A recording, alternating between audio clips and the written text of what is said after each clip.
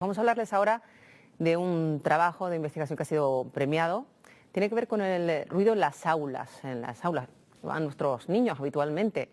Afecta a la audición y al rendimiento escolar. Pero si hablamos de alumnos que además tengan algún grado de sordera, que tengan que llevar esos dispositivos para oír mejor, pues la situación empeora porque dificulta mucho su integración, que haya reverberaciones en el aula, que sea difícil escuchar.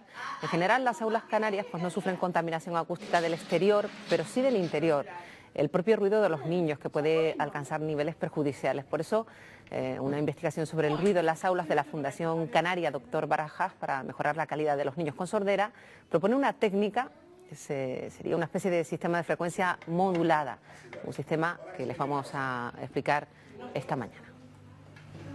José Ramón.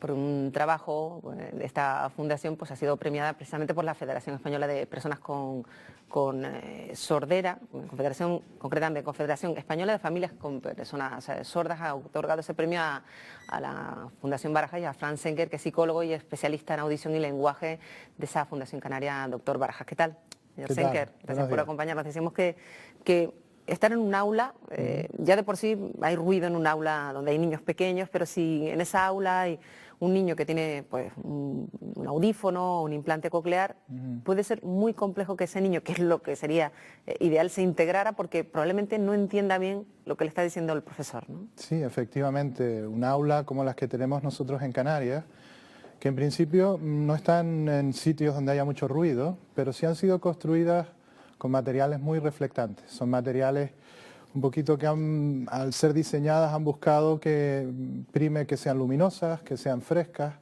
pero producen mucho eco cuando estás dentro.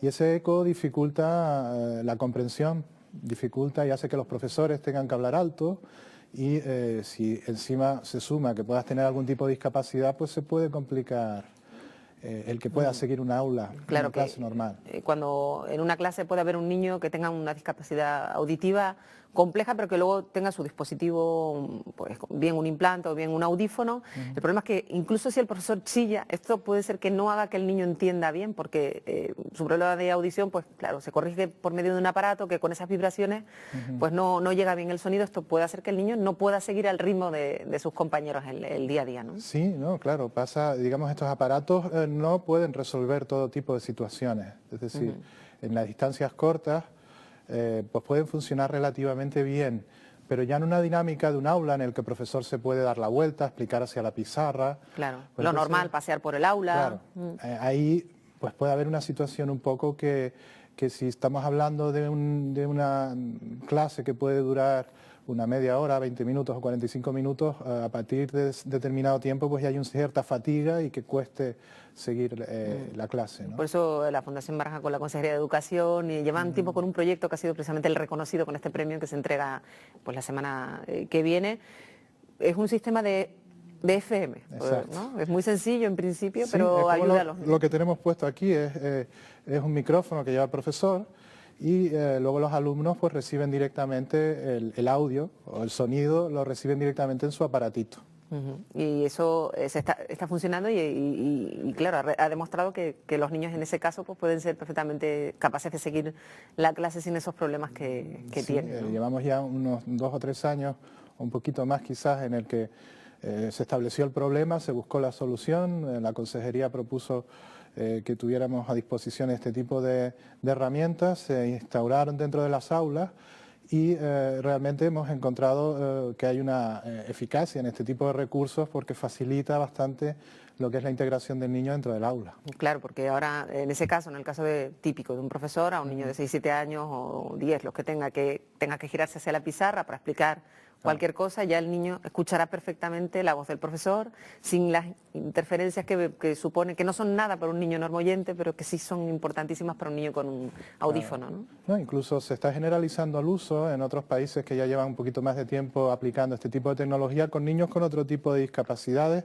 o de patología, niños hiperactivos con déficit de atención, porque realmente te centra el escuchar la voz del profesor directamente en el oído pues es algo que evita que tú tengas que estar intentando escuchar, sino ya te puedes concentrar directamente en lo que es lo que el profesor te está contando, ¿no? Claro, porque siempre está ese ruido que a lo mejor para un niño que no tenga ningún problema no le supone más que a lo mejor una leve distracción en un momento dado de la clase, porque siempre habrá un niño hablando, siempre habrá algo del ruido, pero para niños a lo mejor con trastorno de déficit de atención sí que puede ser también un problema que haya ruido en el aula porque los puede distraer. Sí, una de las cosas que nosotros valoramos fue esa, es decir, nosotros medimos el ruido de fondo, la reverberación, que es el eco que hay dentro del aula, y a partir de ahí puedes hacer unas estimaciones acerca de la inteligibilidad del habla.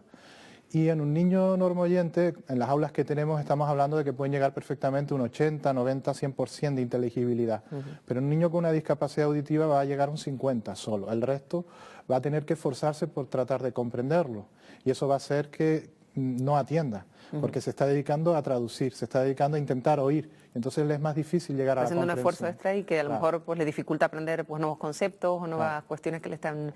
Claro que para un niño sordo o que tenga una dificultad, una discapacidad severa, es fundamental la integración con sus compañeros, ¿no? Porque es que se defienden en el día a día y en el aula es fundamental porque es el espacio que comparte con sus compañeros. Claro, la idea de usar estos equipos de FM es que en principio permiten la autonomía del niño, no necesitan...